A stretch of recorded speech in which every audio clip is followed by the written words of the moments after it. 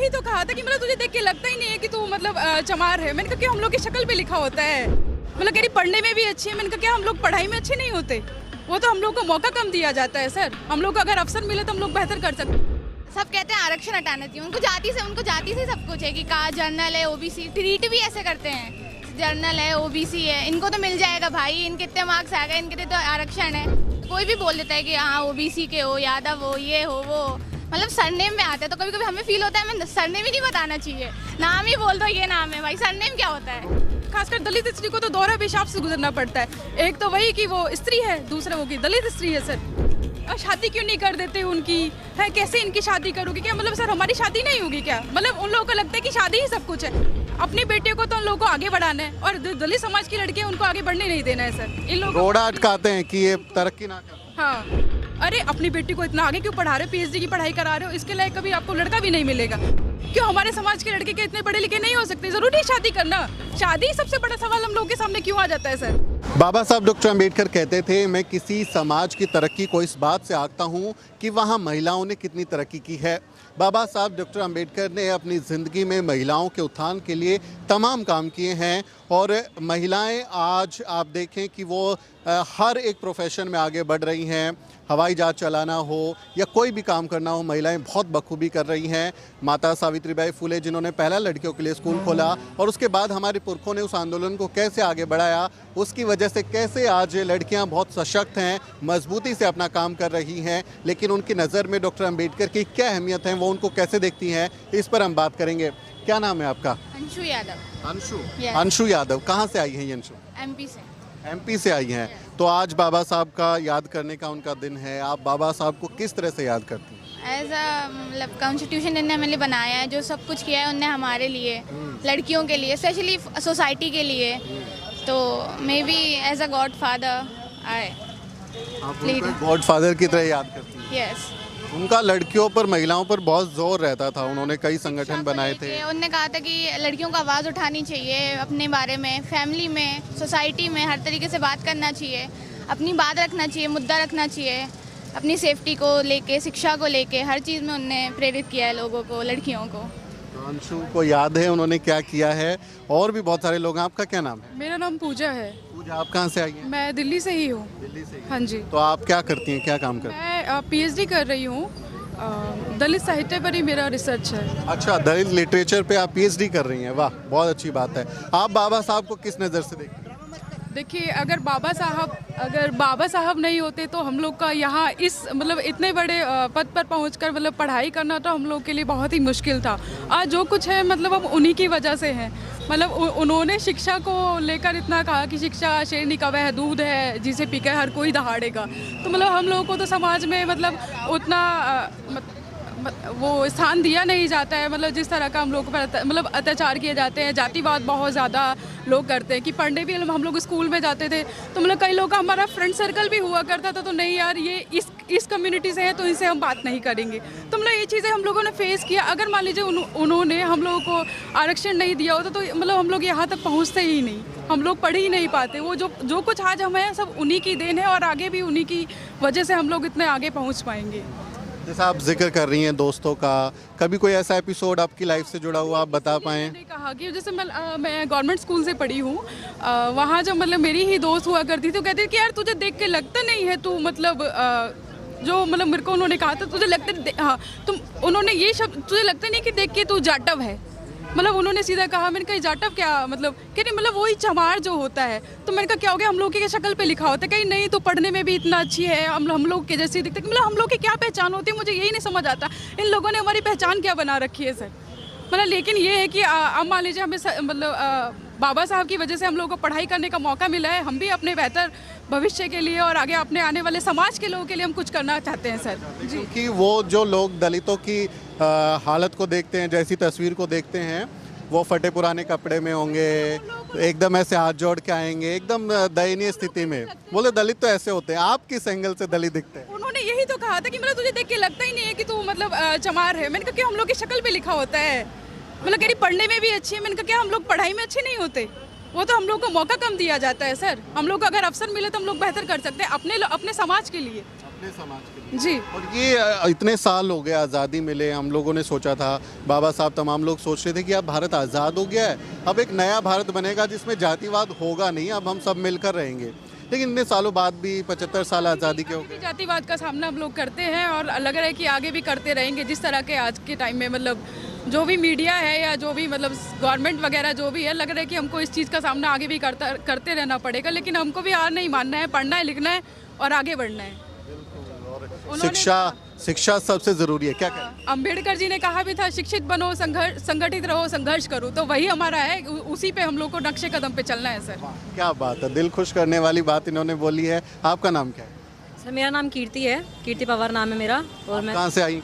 Sir Delhi से ही आई हूँ मैं, और दिल्ली विश्वविद्यालय से भी पीएचडी कर रही हूँ। अरे वाह। और दलित आलोचना में अंबेडकर चिंतन का प्रभाव मेरा विषय है। दलित आलोचना में अंबेडकर चिंतन का प्रभाव, ये दलित साहित्य से जुड़ा हुआ विषय है। दलित साहित्य से जुड़ा हुआ विषय है सर। शिवराज सिंह बेचैन जो हैं वो सर जो हैं वो हमारे गाइड हैं, और हम उनके अंडर में अभी पीएचडी कर रहे हैं सर। बहुत बढ़िया। और दलित साहित्य की भी अपनी एक कहानी है कि कैसे दलितों को एक स्टीरियोटाइपिंग में उनका चित्रण किया गया, लेकिन दलितों की कहानी उनके नज़रिए से कोई नहीं कह रहा था। तो दलित साहित्य की अपनी कहानी है। तो आप कैसा रिसर्च कहाँ तक पहुँचा है, क्या प्रोग्रेस है? सर अभी तो मेरा फर्स्ट ईयर हुआ है, कोर्स वर्क हुआ है हमारा अभी। और जैसे आप बता रहे हैं कि पहले से जो दलित साहित्य में जो हमारी आत्मकथाएं थी वो नहीं थी। जैसे हमारे जो सर की है, शिवराज सिंह बेचैन सर की ही मेरा बचपन मेरे कंधों पर, उनके आत्मकथा से हमें पता चल रहा है कि कैसे कैसे उन्होंने संघर्ष किया, कैसे कैसे वो वहाँ तक पहुँचे हैं। ओम प्रकाश वाल्मीकि जी की झूठन है जो, कैसे कैसे उन्होंने अपने जाति पे झेला है और आगे बढ़े हैं वो। आपको भी कभी ऐसा एक्सपीरियंस हुआ जाति से जुड़ा हुआ, खासकर एजुकेशनल इंस्टीट्यूशंस में, दिल्ली यूनिवर्सिटी जैसे बड़े बड़े कैंपसेस में? दिल्ली यूनिवर्सिटी में नहीं हुआ है। जैसे अभी मेरी दोस्त ने बताया कि स्कूल में भी बोला जाता था कि आपकी ड्रेसिंग सेंस से देख के पता नहीं चलता कि आप मतलब इस तरीके से कुछ हैं, ऐसी उससे हैं। तो ठीक है सर, लेकिन कर रहे हैं हम, और अंबेडकर जी को लेके चलना है हमें, उनका प्रभाव देखना है और उनके जो विचार हैं उनको आगे बढ़ाना है। उनका जो स्वतंत्रता, समानता और बंधुत्व का नारा है उसको आगे बढ़ाना है। शिक्षित बनना है, संगठित रहना और संघर्ष करना है सर। बिल्कुल, ये बहुत ज़रूरी बात है। और आपके जो विभागाध्यक्ष हैं डॉक्टर शिवराज सिंह बेचैन साहब, वो दिल्ली यूनिवर्सिटी के पूरे जब से वो बना है, वो पहले दलित एचओडी हैं। उनको बनाया नहीं गया था, उनकी जगह किसी और को अपॉइंट कर दिया था, जबकि वो उनसे जूनियर थे। एक लंबी लड़ाई चली, आंदोलन हुआ और आखिरकार बनाना पड़ा। तो हमारी जगह हर जगह लड़ाई लड़के ही हमको हासिल होता है, तो लड़के ही अधिकार मिलेंगे क्या? सर लड़के अधिकार मिले चाहे जैसे मिले, लेकिन अधिकार चाहिए अभी हमें अपने, चाहे लड़के मिले चाहे कैसे भी मिले, लेकिन हमें अपने मतलब पद पर पहुंचना है और समाज के लिए कुछ अच्छा करना है। जैसे मतलब किसी धर्म के हम ऐसा विश्वास नहीं करते। हमारा धर्म है कि मानवता ही हमारा परम धर्म है। धर्म में विश्वास करेंगे तो फिर उसी हालत में पहुंच जाएंगे। सारी लड़ाई धर्म ने तो शुरू करी है। वही सर, पूजा पाठ, मूर्ति वगैरह सारा उसी से है सर। तो बस सही यही है कि आगे बढ़ना है और पढ़ना है, लिखना है, अच्छा करना है समाज के लिए। बाबा साहब को आप किस रूप में याद करती हैं, अगर आप उनके बारे में कुछ बता पाएं? बाबा साहब को सारा मतलब सिर्फ भारत देश ही नहीं, पूरी दुनिया ही बहुत अच्छे से याद करती है कि विश्व रत्न हैं जो बाबा साहब, और हमारे लिए बहुत कुछ किया उन्होंने। मतलब हर वर्ग के लिए किया है उन्होंने, ना सिर्फ SC ST OBC के लिए किया है, हर जनरल के लिए किया है। और महिलाओं के लिए खासतौर पे बहुत अच्छा मतलब शिक्षा का अधिकार उन्होंने दिया है। हिंदू कोड बिल लेकर आए थे। तो सर यही है। अंशु, अभी जैसे हम बात कर रहे हैं, नया भारत है, मोदी जी का न्यू इंडिया का एक नारा है, लेकिन हम एक नए भारत युवा पीढ़ी की बात कर रहे हैं। आपको लगता है कि बदलाव आ रहा है, लोग जाति को छोड़ रहे हैं, या जाति और मजबूत होती जा रही है? वैसे अगर आप मेरा पॉइंट ऑफ व्यू पूछना चाहते हैं तो मुझे नहीं लगता बदलाव आ रहा है, क्योंकि अभी भी लोग जातिवाद बहुत करते हैं, ऐसे कास्ट डिस्क्रिमिनेशन बहुत करते हैं। और फिर आरक्षण की बात करते हैं कि जनरल वाले बोलते हैं OBC को आरक्षण मिल रहा है इसलिए वो आगे बढ़ रहे हैं। उन्हें ये नहीं पता हमें कितना करना पड़ता है या कितना पढ़ना पड़ता है। वो कब से लेके कब तक कर रहे हैं। हम अभी से हमारी आवाज़ उठी है, हम बोल रहे हैं, तो उन लोग को लगता है जनरल से कास्ट वाइज सबको लगता है। सब कहते हैं कि आरक्षण हटाना चाहिए, आरक्षण हटाना चाहिए। हाँ, हम हटा सकते हैं, लेकिन हमें पढ़ने का मौका दोगे तो हम भी हटाएंगे।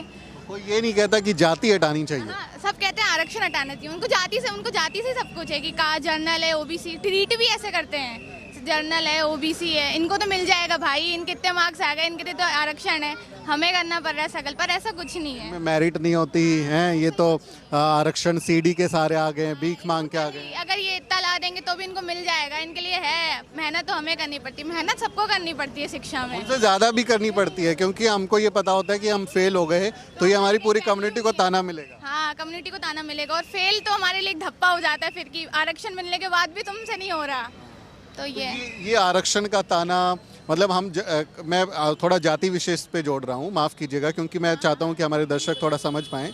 दलितों के पास ज़्यादा ताना मिलता है, खासकर SC ST के आरक्षण पर ज़्यादा बवाल होता है, और जातिवाद का शिकार भी वो होते हैं कैंपसेस में।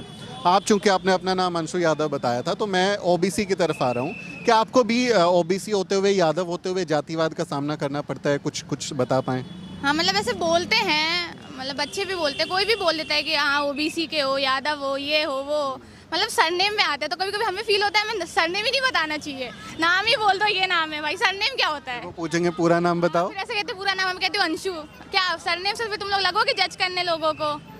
तो हाँ, आई थिंक जाति अभी भी है OBC के साथ, सबके साथ है, मतलब जर्नल से हाँ कह सकते हैं हम कह सकते हैं। तो ये अब आपको उम्मीद है कि आने वाले दिनों में कुछ बेहतर होगा, खासकर युवा पीढ़ी में बदलाव आएगा? अगर युवा शिक्षित होगा तो मुझे लगता है बदलाव तो ज़रूर होगा सर, लेकिन बस ये है कि अभी हम लोग के साथी लोग भी हैं जो मतलब अपर कास्ट से हैं, तो वो लोग बदलाव मुझे लगता है चाहते ही नहीं है। कहीं ना कहीं वो लोग कहते हैं यार आपको तो दाखिला ऐसे ही मिल जाता है, आप लोगों को तो एडमिशन मिल जाएगा, आप लोगों के लिए तो आरक्षण है, लेकिन आप ये भी तो देखिए आप लोग कितने कोशिश जद्दोजहद कर रहे हैं कि इस आरक्षण को हटाया जाए। तो जब हम लोग किसी सर्विस में ही नहीं आएंगे तो सर हम अपने मतलब आने नहीं देना चाहते हैं लोग, तो हम लोग कैसे अपनी कम्युनिटी के लिए कुछ कर पाएंगे? लोग तो चाहते ही नहीं कि हम लोग आगे बढ़े। ये लोग हजारों साल से ले रहे हैं, 5-6 हज़ार साल हो गए, और हमारा 100 साल भी नहीं हुआ है अभी। हाँ, अब उसमें भी देखिए EWS ले आए, अब ये तो कितना मतलब उसमें आप कह रहे हैं कि आरक्षण खत्म किया जाए, EWS हमारे में ही क्यों लाना था? मतलब जनरल वालों में भी तो EWS लाया जा सकता था, लेकिन नहीं, ये लोग तो चाहते हैं कि जितने हो सके ये जल्द से जल्द आरक्षण खत्म किया जाए, और जहाँ भी पद पे इन्हीं के लोग बैठे सर। का आरक्षण और हमारा आरक्षण भीख। वही तो, मतलब उसमें भी आप देखिए मतलब जो अब सैलरी को लेकर है, जिनका इनकम है उनका 8 लाख कर रखा है, और हम ही लोग का मतलब सर्टिफिकेट के लिए भी आप लोग 1.5 लाख 2 लाख से आपका सैलरी ज़्यादा नहीं होना चाहिए। कैसा EWS है सर? हम लोग तो अप्लाई भी नहीं कर सकते उसमें। अब यही सब अगर युवा शिक्षित होगा, हमारे लोग अगर आगे बढ़ेंगे तो सर मतलब ज़रूर कल्याण हो सकता है हम लोगों का भी और बाकी पूरे समाज का भी सर। उम्मीद रखनी चाहिए। उम्मीद तो है सर, हम खुद भी आगे बढ़ रहे तो 4 लोगों को, अभी हम भी तो सोचेंगे हम भी कहीं पहुंच के अपनी कम्युनिटी के लोगों को आगे बढ़ाकर कुछ मतलब बेहतर करें, समाज को थोड़ा और ऊपर उठाया जाए, अपने लोगों को मान सम्मान दिलाए जो हमेशा उनका तोड़ा जाता रहा है। एक आखिरी सवाल ले रहा हूँ, हमारे बहुत सारे लोग अच्छी जगह पढ़ाई लिखाई होगी, एडमिशन हो गया, नौकरी लगी, फिर उनको याद नहीं रहता कहाँ से आए हैं, we are no more Dalits या we are no more OBC type हो जाते हैं। ऐसी जो भावना आ जाती है लोगों में, क्या हमको भूल जाना चाहिए कि हम कहाँ से आए हैं, या अपनी जड़ों को याद रखना चाहिए और मिशन पे बैक टू सोसाइटी पर भी ध्यान दें? अपना अतीत तो मुझे लगता है कोई नहीं भूलता, ठीक है? अपना जितना हम संघर्ष करके आगे बढ़े हम उसको कैसे भूल सकते हैं सर? नहीं भूल सकते। तो लोगों की मानसिकता होता है, मुझे लगता है साथी लोगों का साथ उनको ऐसा लग जाता है कि मतलब वो अपने मतलब समाज के लोगों के लिए करना भूल जाते हैं, जो कि ऐसा नहीं करना चाहिए। हमेशा याद रखना चाहिए हम कहाँ से कहाँ पहुँचे हैं, और हमें अपने बाकी समाज के लोगों को भी वहाँ तक लेके जाना है सर। अगर हम ही लोग नहीं करेंगे तो आगे कौन करेगा? हम लोग भी तो किसी सहारे से आगे बढ़े हैं ना सर। हम लोगों का क्या है, शिक्षा एकमात्र हमारा साधन है जो हम लोग इन लोगों की बराबरी कर सकते हैं, और तो हमारे पास आर्थिक स्रोत भी इतना अच्छा नहीं होता है। बात तो है ना, आर्थिक स्थिति हम लोग, सबसे पहली लड़ाई हमारी तो अपने घर से ही शुरू हो जाती है सर, कि पढ़ाई लिखाई में भी हम अच्छे स्कूलिंग नहीं कर सकते। गवर्नमेंट स्कूल से पढ़ेंगे, अच्छा स्कोर कर गए, तब आपके मम्मी पापा 50 बार सोचते कि हमको रेगुलर कॉलेज में एडमिशन दिलाए कि नहीं दिलाया जाए। मेरे साथ मैंने ये सब झेला। 1 साल सर मैंने ड्रॉप किया था, घर वालों से मैंने लड़ाई लड़ी थी कि मैं 2014 में ही मेरा 12th क्लास हो गया था सर, लेकिन 2015 में मुझे BA में एडमिशन मिला, क्योंकि मेरे घर वाले नहीं चाहते थे कि मतलब मैं आगे पढ़ूँ। मतलब 1 साल मैंने घर रहा, घर वालों से लड़ी, फिर उन्होंने कहा ठीक है हमारी बेटी में इतना मतलब पढ़ने का ये है तो हम उसको आगे मतलब बढ़ाएंगे। लेकिन सर संघर्ष घर से भी है, समाज से भी है, और सबसे बड़ी हम लड़की हैं। बात ये, हाँ, हम लोग का संघर्ष बहुत बड़ा हो जाता है सर। दोहरी मार झेलनी पड़ती है। हाँ, दोहरा, कास्ट और जेंडर दोनों की मार। जैसे कौशल्य बसंत्री जी ने अपनी आत्मकथा लिखी है दोहरा अभिशाप, मतलब एक स्त्री को तो मतलब खासकर दलित स्त्री को तो दोहरा पेशाब से गुजरना पड़ता है। एक तो वही कि वो स्त्री है, दूसरा वो कि दलित स्त्री है सर।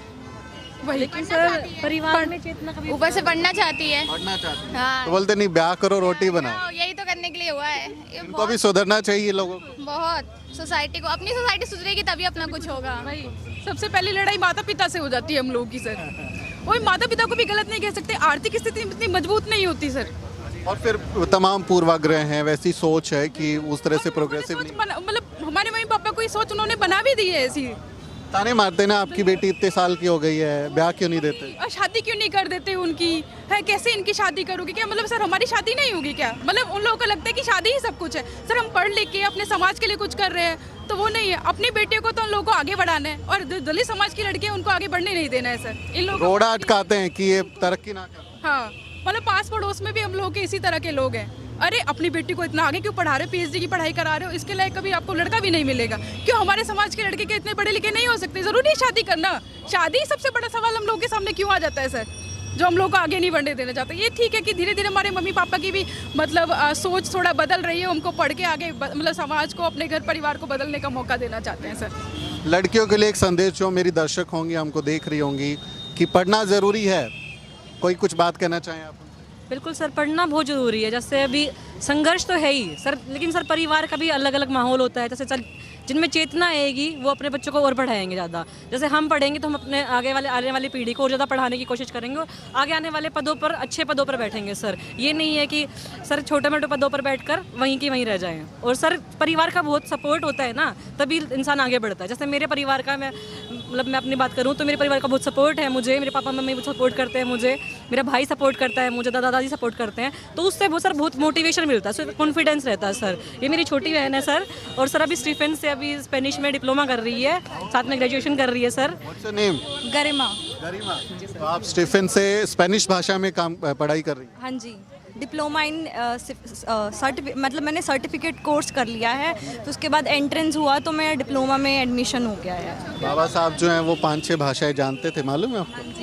तो मेरे पापा का यही मानना है कि जितनी से जितनी भाषा हो सके, जितनी पढ़ाई कर सके वो करनी चाहिए, तो इसीलिए मुझे भी इस कोर्स में एडमिशन दिलाया गया। हमारी फैमिली में ये अच्छा है कि उन्होंने अभी भी कभी हमें प्रेशराइज नहीं किया, शादी करनी है नहीं करनी है, अपने जितना पढ़ना उतना पढ़ो और अच्छे से अपने मतलब लक्ष्य को पा करो। बहुत बढ़िया। आप सब लड़कियां एक बार अगर जय भीम बोल दे तो मजा आ जाए।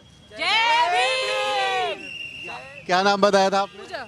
पूजा। पूजा बात करने से पहले थोड़ा हिचकिचा रही थी, कह रही थी कि कैमरा देख के वो बहुत कॉन्फिडेंटली बात नहीं कर पाएंगी, लेकिन जितने कॉन्फिडेंस है और जितने अच्छे तरीके से आपने बात की, अगर मैं आपका इंटरव्यू ले रहा होता तो मैं आपको पक्का एंकर या रिपोर्टर अपने चैनल में ज़रूर रखता। बहुत अच्छा आपने बोला, आप सब ने बहुत अच्छी बातें रखी। तो इसी तरह से सशक्त महिलाएं, सशक्त लड़कियां बाबा साहब के सपनों का भारत बनाने में अपनी भूमिका निभाती रहें। आप भी अपने परिवार की लड़कियों को, महिलाओं को सम्मान दें और उनके भविष्य में कुछ बेहतर करने के लिए उनको प्रोत्साहित करते रहें, उनकी टांग ना खींचे और गृह गृहस्थी के चक्कर में उनका भविष्य बर्बाद ना करें। तो ये बातें बाबा साहब डॉक्टर अम्बेडकर से प्रेरित होकर हम आपको बता रहे हैं। इस बातचीत पर आपका क्या कहना है कमेंट करके ज़रूर बताएं। मेरा नाम सुमित चौहान है और इस वीडियो स्टोरी में मेरी मदद करें मेरे सहयोगी मोहित। अगले किसी वीडियो में मुलाकात होगी दोस्तों।